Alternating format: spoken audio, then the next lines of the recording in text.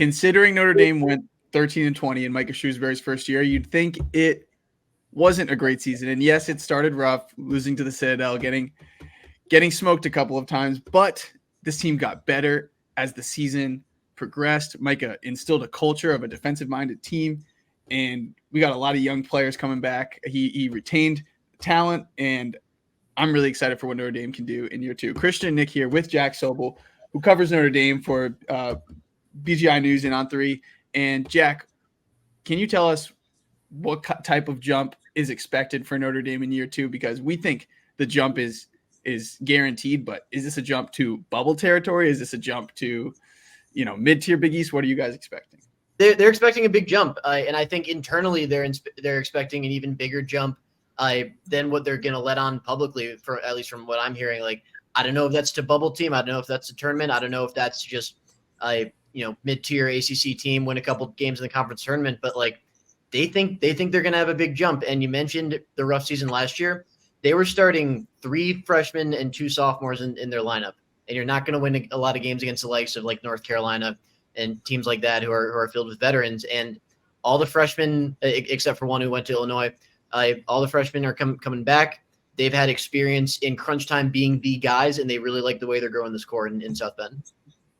For sure, and me and Chris are big believers of Shrewsbury. I mean, you look what he did at Penn State. Just from year one, they finished at Camp Home 88th. They jumped 52 spots in year 2 to 36. I mean, just really impressive stuff. And they returned 84% of their minutes. I mean, that is just pretty much unheard of, and it's one of the top numbers in all of CBB this season. So with key guys coming back, and Marcus Byrne and Shrewsbury and Roper and some other guys, and you throw in Matt Alico from Princeton, good player, winning player, and then Nikita from Monmouth, another solid bruiser down low. What can we expect out of the 2 transfers and the guys coming back this season? So starting with the guys coming back this season, I think everyone knows about Marcus Burton if you follow college basketball closely, the ACC Rookie of the Year. And the 2 guys he finished in front of were both lottery picks in Jared McCain and Bub Carrington with Purdue. I was watching a practice with a couple other reporters, and I asked him, like, am I crazy for thinking Marcus Burton could be an All-American at some point in his Notre Dame career? And they were like, we think you're crazy for asking if you're crazy about that. Like, Marcus Burton's got All-American potential here. He's generously listed at 5'11", I would say. He's probably an inch or 2 shorter than that. But the dude can just score, and he's a bucket. He can finish at the rim. A sick mid-range game. I did a story on that. He said, like, he basically developed it. He kept getting blocked in high school, and he needed something to counter that. So when guys would sit on his drive, he would just pull up in the mid-range, knock that down. So Burton's great. A couple other of the core returners, Braden Shrewsbury, Micah's son, obviously. He was probably one of the best three-point shooters in the ACC starting after New Year's in 2024. He had a really slow start, but he really picked it up kind of as the calendar turned to January. He was lights out. The dude's a microwave. Like, he can heat up any moment. The other key guy is Tay Davis. It's like I always joke. It's like the Moneyball thing. Like, Billy, this is Tay Davis. He's the ideal modern two-way wing. His defect is he's an 18% three-point shooter. He's 6'9". He can handle the ball. He's their best defensive player. But Davis, 18% from 3. They're working on it. From what I've heard, he's gotten better. He just needs to kind of maintain the confidence. But they've described Davis as like the way they'll set their defense. They'll put Tay on the opponent's best player and then figure out the rest from there. Like, he's that good of a defensive player, and he can guard pretty much 1 through 4, maybe even a small 5. The new guys, Matt Alaco from Princeton, shooter. They like the way he kind of combines some of Burton's ball handling and good and quick decisions with Shrewsbury's shooting. They think that even though that's probably a small backcourt, they like the way those 3 work together. And then Nikita Konstantinovsky, the longest 2-word name in men's college basketball this year. He's going to compete with the incumbent Kebajai at that 5 spot. They like a lot of what he can do. Like, he runs the offense from the high post. He's a great rebounder. I think per 36 minutes, one of the best in the country last year. So they're not going to ask him to score a ton, but the way he operates the offense, if I had to pick, I would say he winds up starting this year. Something I loved about Notre Dame last year was, like, offensively, they needed Shrewsbury and other guys to be hitting threes, and they needed Burton to just, as you said, just be a bucket, create for himself in the mid-range. And like, it was so impressive how good they were at those things, because they were obviously limited, right? They weren't just young, they were limited offensively. Yes. With a guy like Matt Zona, who just like wasn't really, who became a key place and actually was better than I expected last year. But like, that's not a guy that you want to be playing big minutes in the ACC, respectfully. And it's like, they still were able to, I just think the addition of Alako will, unlock as a consistent shooter, but also just a veteran leader out there, a guy who can handle the ball and do a bunch of different things. And then defensively, Njai and Tay Davis and I guess Kerry Booth, who's not here anymore. I just loved how the energy they played with and how mobile they were as bigs. And everyone in the starting lineup is, I don't really have a better word to say other than like thin or like skinny. Like, it's not like a very strong team, but like they still defended so well. And it's because of how connected and well coached they were, in my opinion. And like rotationally, like they just played very well together. Defensive chemistry was really strong. So I'm excited to, I feel like even though Burton, Shrewsbury, Alako might not look to the eye like, oh, this is a really good defensive backcourt, like I still think they're going to be, a good defensive team once again this year. And then offensively, you just hope that guys just take a step, right? Like Burton takes care of the basketball more. The shooting percentages are more consistent. So those are the reasons I'm optimistic about this team. Let's talk about this freshman class. You bring in Sir Mohammed, Cole Serta, and Garrett Sundra.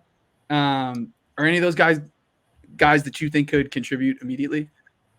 Yeah, all three of them could. It's weird with this team this year. It's like we know Burton's a star. We know Shrewsbury and Davis are going to play a ton, probably start. We know Alako, probably Jai, because they don't really have any other big men except for Konstantinovsky. Those two are going to play. The rest of the team, it's like probably like 7 through 13. 2 or 3 of those guys got to play, but we really have no idea who. So they could be the freshmen. There's just a lot of competition this year. Like we asked Marcus Burton over the offseason, like, what's the biggest difference about this team? He kind of looks around. He's like, talent, a lot more talent, and a lot more competitive depth. So the freshmen specifically, Sir Mohammed, he's a guy they see kind of as a lead guard.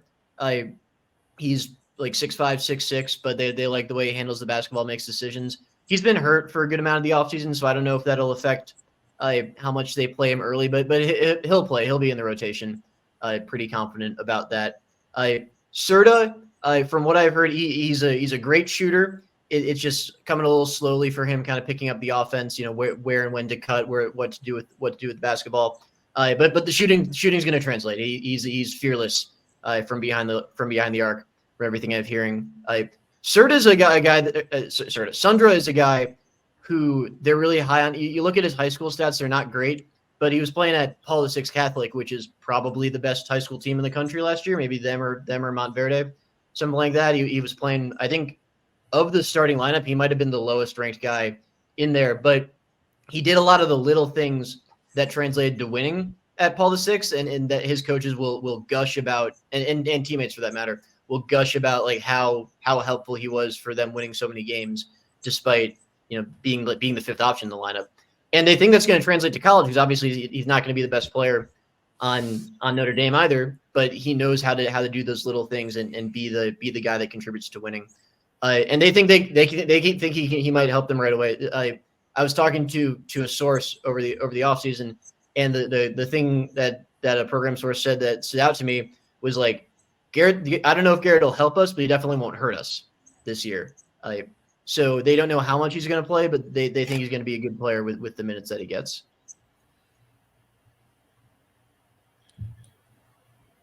So Marcus Burton's turnovers last year were really high, and yes, he was a freshman. Do we, from my eyes, I felt he was just because he had the ball so much, like he had to. It was like you're going to take the turnovers because he needs to be the one to create. Do you feel the same way? And do you think the emergence of other guys around him will? Do you expect everything to be going through Burton as much as it was last year? Do you think it's the kind of the focus to take some pressure off him so he can take better care of the basketball and just save some energy too? Because it was exhausting, like seeing how, the minutes he was playing and just how much he was doing on both ends. Well, I mean that's just it, right? You got it. They need to take some pressure off him. That's a big part of the reason Matt Alako's here. in that not only can Madalacco play off the ball and shoot when Burton's running the offense, he can handle the ball and make those decisions and allow Burton to play off the ball a little bit, which I think they like the idea of that happening, because he obviously couldn't do that last year. He was the only thing like resembling a point guard on the team last year, and they could barely take him off the court. So that'll naturally bring the turnovers down. I think just him getting more comfortable, like I don't know what the exact numbers say, but I'm pretty sure they were lower in like February and March than they were in November and December for him. That's also going to be a big part of Sir Muhammad. Even Braden Shrewsbury, like from what I'm hearing, like Shrewsbury towards the end of the season was doing a little bit where he attacks the closeout, he pump fakes, he takes a few dribbles, takes a little floater, a little midi.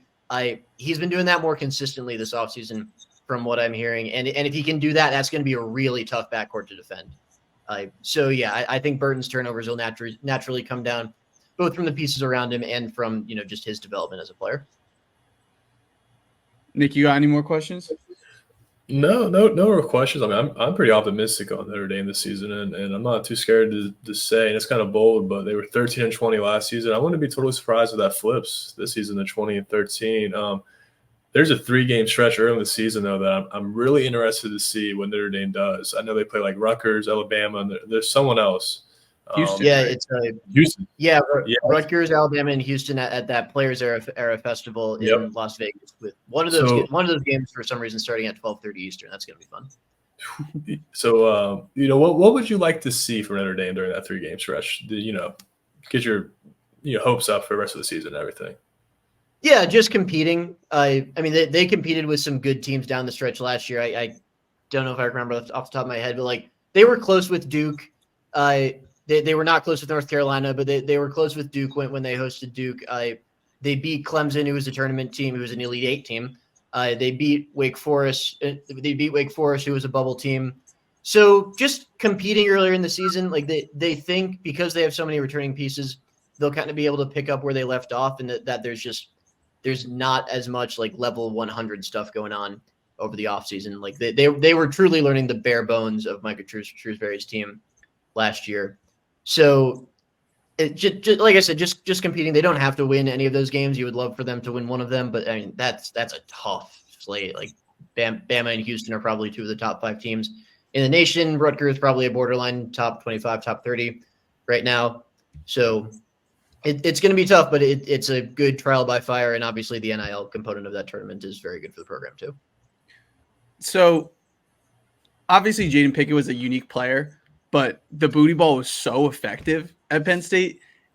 Has Micah ever said anything? Has anyone asked him about like if that's something he's trying to build in Notre Dame, or is he recruiting, trying to find a guy who can do that? Or was that just him just kind of flexing his coaching muscles of I have this, I'm going to do it here. But, if my best player is a point guard over here, it was a 5'10" point guard, then we're going to play a completely different style. He hasn't really talked about that. What's the style you're referring to? Can you explain that? So Jalen Pickett on Penn State he was a guard, but he would just like be backing people down from the 3-point line, and they were playing through him, kind of like what Illinois did last year with Domask. I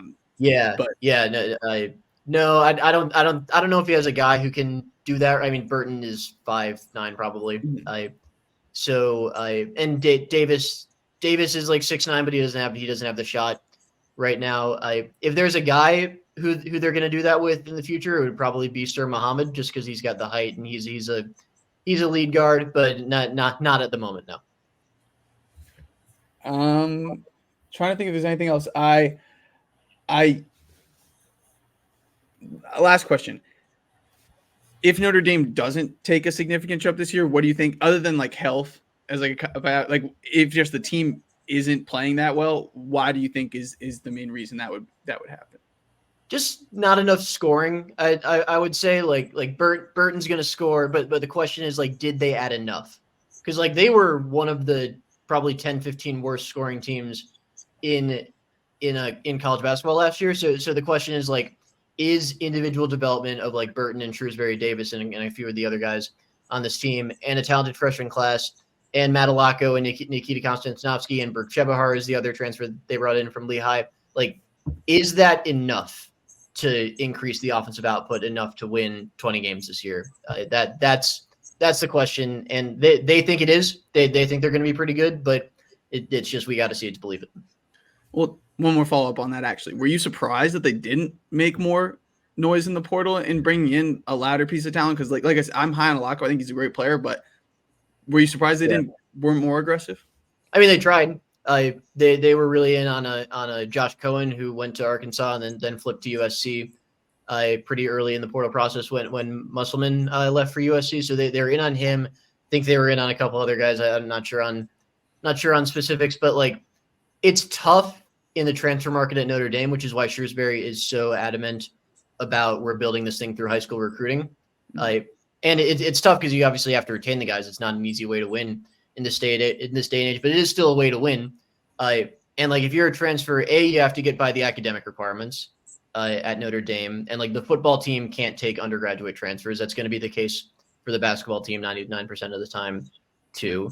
Or the football team usually can't take undergraduate transfers. There are a couple exceptions, but so that's a roadblock in the portal. And then the other thing is like people need to see it to come in for 1 year under Shrewsbury. Like it's a tough sell to a grad transfer who's got 1 year left to be like, hey, we won 13 games last year, but we think we're going to be much better this year. And so the transfer is going to be like, well, yeah, you think that, but I have 1 year left. I don't know if I want to take that risk, if that makes sense. So I think once the wins come, and I think they will come this year, then you'll see Micah Shrewsbury being active on some of those like high level grad transfers in the future. So I'm not totally surprised it didn't happen, but I don't think it wasn't for lack of trying. Cool. Well, thank you so much for joining us, Jack. We appreciate your insight on this roster, and we're going to learn a lot about this team. I feel like early in the season with that tournament in those schools, all red schools that they got to play. Houston, Rutgers, and Alabama. But yeah, thanks for joining, Jack, and good luck with this basketball season in South Bend. Thank you guys for having me.